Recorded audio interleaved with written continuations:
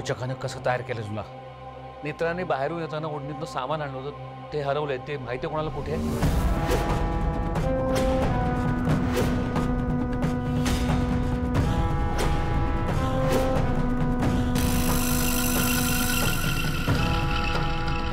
साहेब, किती वेळ अस्तित्व राहू शकतं तुझं?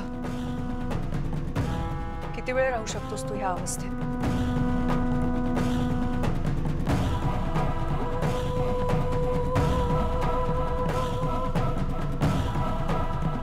बोल ना, किती वेळ राहू शकतोस अशा अवस्थेत?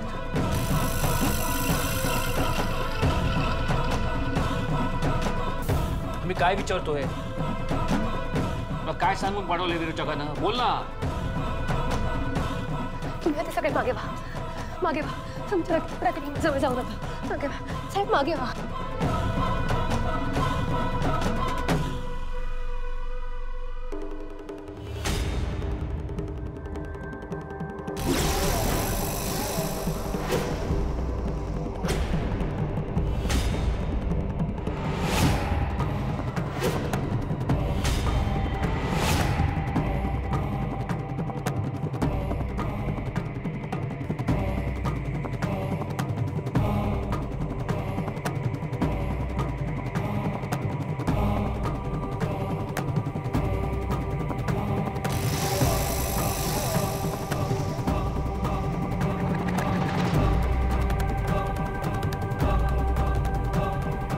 काय झालं, थांबलीस का?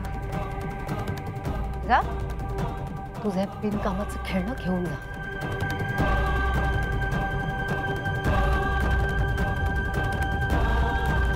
विचार तुझ्या खेळण्याला. तू दिलेलं काम त्याने पूर्ण केलं का? विरोचका, तुझी ही शक्ती सुद्धा उपयोगी ठरली नाही. तुझी वशीकरणाची शक्ती जशी हाणून पाडली होती ना, तीच अवस्था या शक्तीची सुद्धा होणार आहे.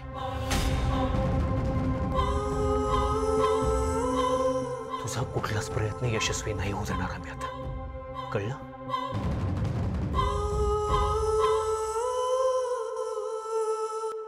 तुझ्या शक्तीपेक्षा त्रिनयना देवीची शक्ती सगळ्यात मोठी आणि महान आहे.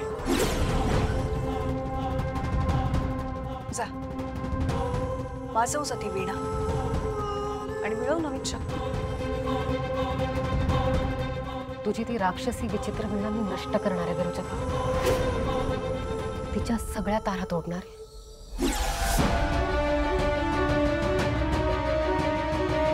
आणि एक गोष्ट लक्षात ठेव, युद्ध साहसाने लढलं जातं. हे असे पोरखेळ करून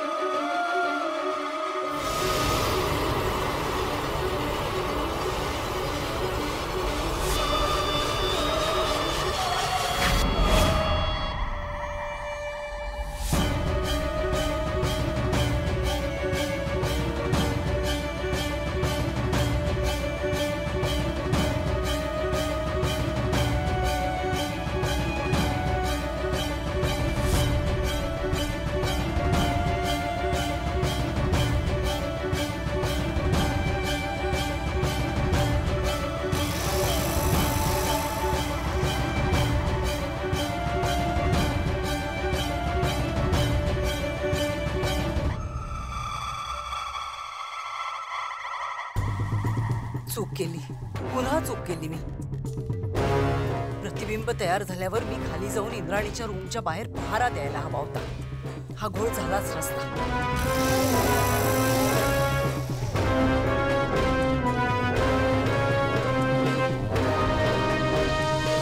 पण हरकत नाही, आता हा विरोचक चूक करणार नाही. आता काहीतरी वेगळा विचार करायला हवा.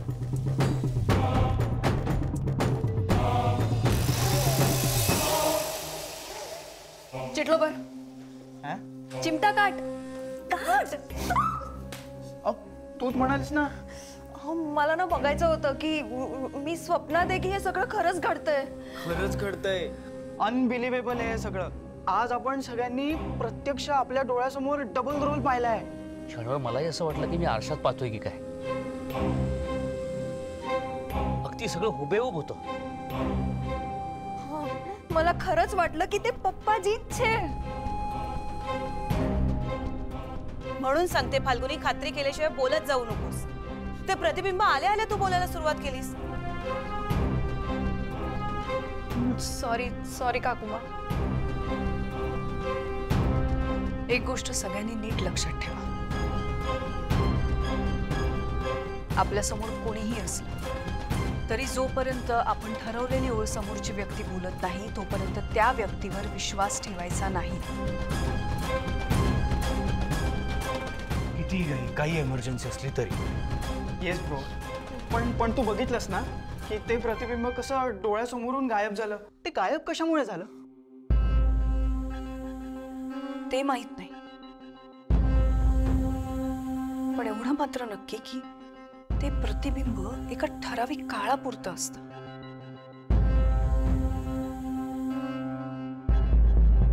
म्हणजे शेखरचं प्रतिबिंब जेव्हा कट्यार मागायला माझ्या खोलीत आलं होतं तेव्हा विरोचक येऊन घाईघाईने त्याला घेऊन गेला.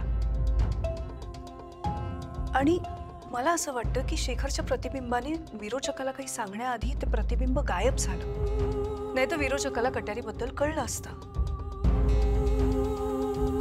नाहीतर तेव्हाच बाबांचं प्रतिबिंब आपल्या डोळ्यासमोर गायब झालं असतं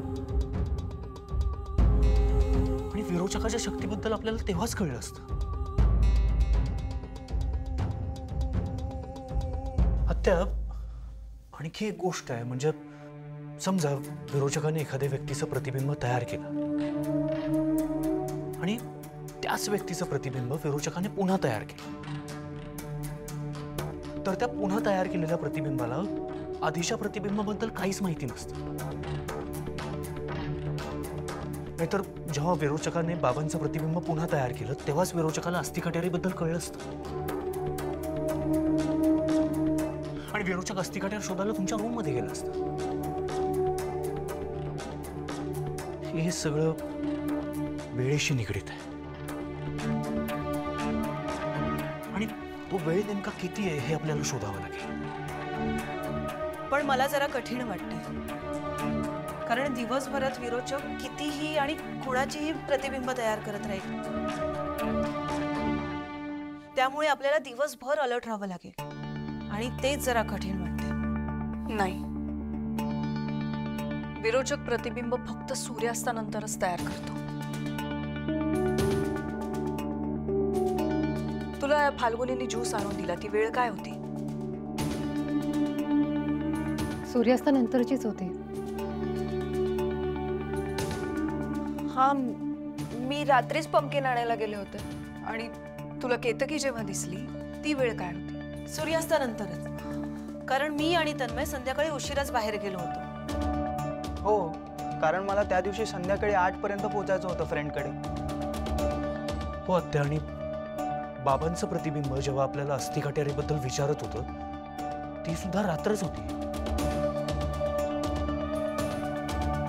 आणि विरोचकानं माझं प्रतिबिंब तयार करायचा प्रयत्न सुद्धा रात्रीच केला. आणि आताही सूर्यास्त झालेलाच आहे जेव्हा आपण सगळ्यांनी शेखरचं प्रतिबिंब पाहिलंय.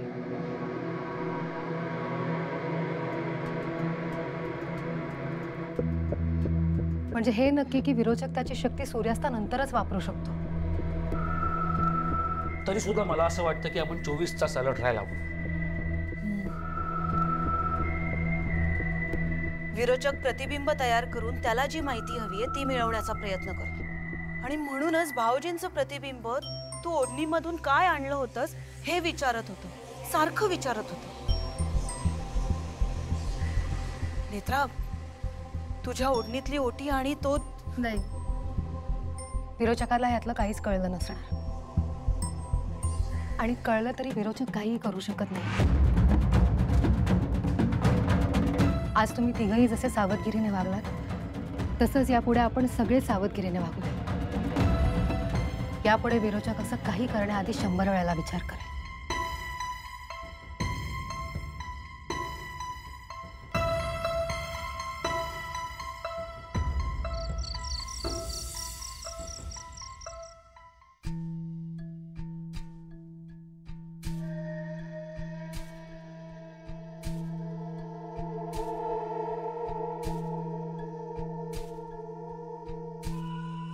मी काय म्हणते,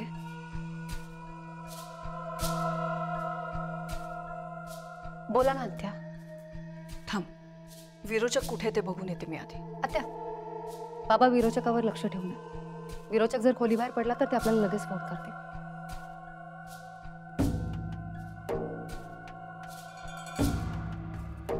काही सापडलं का? काय अर्थ असू शकतो? दोन्ही बाजूला फक्त चिन्हच आहेत. काहीतरी आहे जे आपल्याला कळत नाहीये. आत्या, आबाला विचारून बघायचं. नको, एक मिनिट.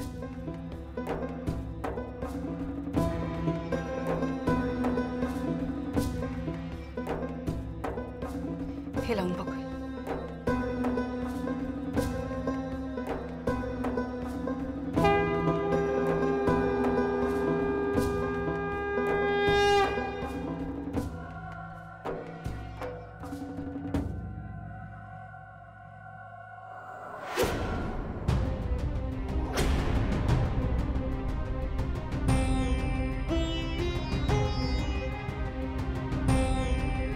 हळद कुंकू दिसेल असं झालं. रक्त लावून बघायचं. कदाचित काहीतरी होईल. हो.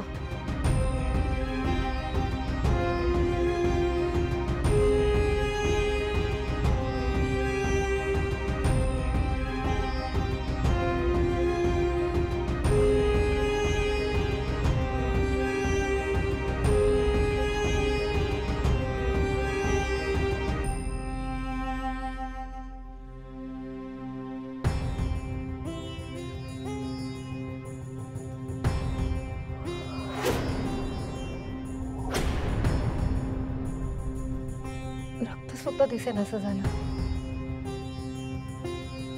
आता एकदा तुम्ही प्रयत्न करून बघता.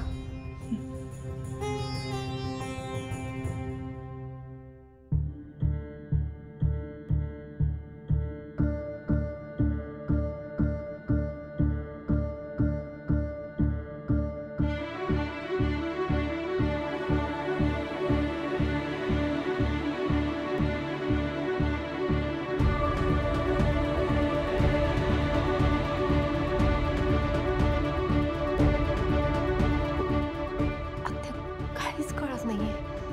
काय करायचं?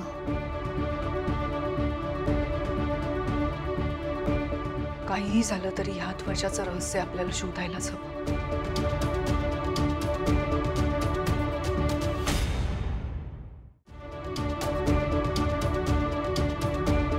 देवी आई,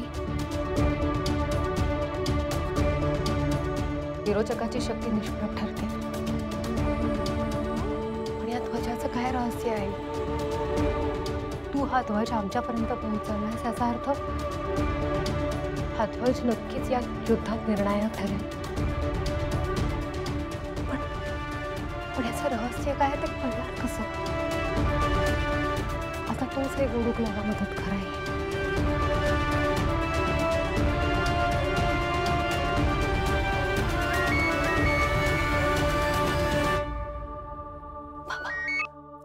हा बाबा बोला. काय? बरं ठीक आहे ठीक आहे. विरोचक खोलीतून बाहेर पडलाय. कदाचित तिथे येऊ शकतो. हे तेजस, तू असतास ना घरी तर तुला समजलं असतं. काही डेंजरस सिच्युएशन झाली होती घरात. खरं खरं सांगते मी, तू ऐकतोस आहे. विरोचकाचं तोंड ना बघण्यासारखं झालं होतं. अरे मूवी सारखा सीन झाला होता, डिट्टो मूवी सारखा. आमच्या समोर दोन दोन पप्पाजी होते.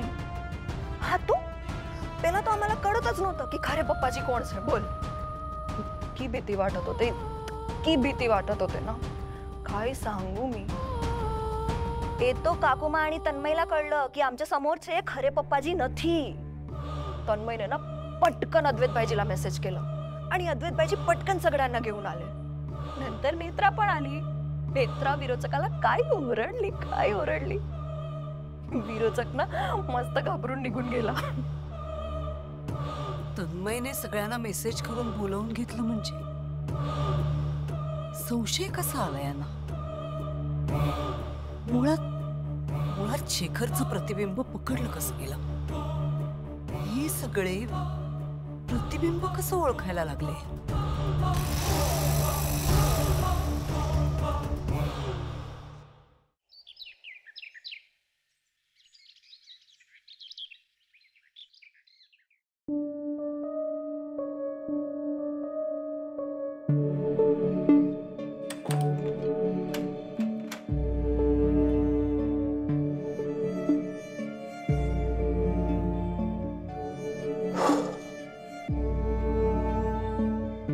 Good morning.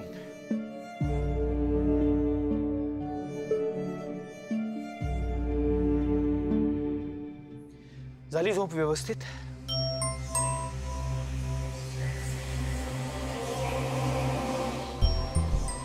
सॉरी, मी काय म्हणतो, झोप झाली ना तुझी नीट? हो.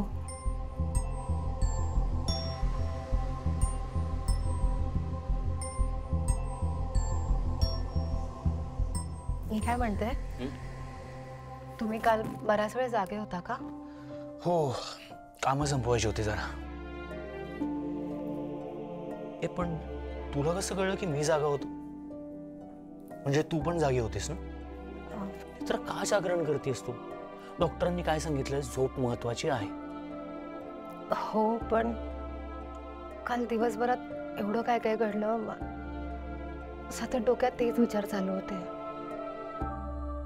म्हणजे बघा ना, आधी माझ्या पोटात ते असं नख मारल्यासारखं दुखणं, आणि मग सोनोग्राफी रिपोर्टवरती नखाचे ओरखडे. तरी डॉक्टरांचं म्हणणं आहे की सगळं काही व्यवस्थित आहे. आणि मग त्या आजी, त्यांचं असं अचानक येणं, माझी चोरोटी भरणं, आणि मग त्या चोरोटीमध्ये सापडलेला तो ध्वज, त्यावर विरोचकाचं चिन्ह आहे, देवी आईचं चिन्ह आहे. हे सगळं काय आहे? हे सगळे विचारच डोक्यातून जात नाहीयेत. मित्र, तुला काय वाटतंय त्या ध्वजाबद्दल? म्हणजे तुझ्या मनात असं काही डाऊट आहे का? खरं सांगू, मला तो देवी आईचा आशीर्वादच वाटतो. पण साहेब, विरोचकाकडे नवीन शक्ती आली, आपण नाही विसरू शकत. तो कोणाचंही प्रतिबिंब बनवू शकतो, अगदी कोणाचंही. म्हणजे तुला म्हणायचं की त्या आजी माहित नाही, म्हणजे असं काही ठोस सांगता येणार नाही, पण असू शकतं, काही असू शकतं. आणि काल आपण बघितलं ना, विरोचकाने पुन्हा बाबांचं प्रतिबिंब तयार केलं. तो काहीही करू शकतो, अगदी कोणाचंही प्रतिबिंब तयार करू शकतो तो. मी बघतो थांब.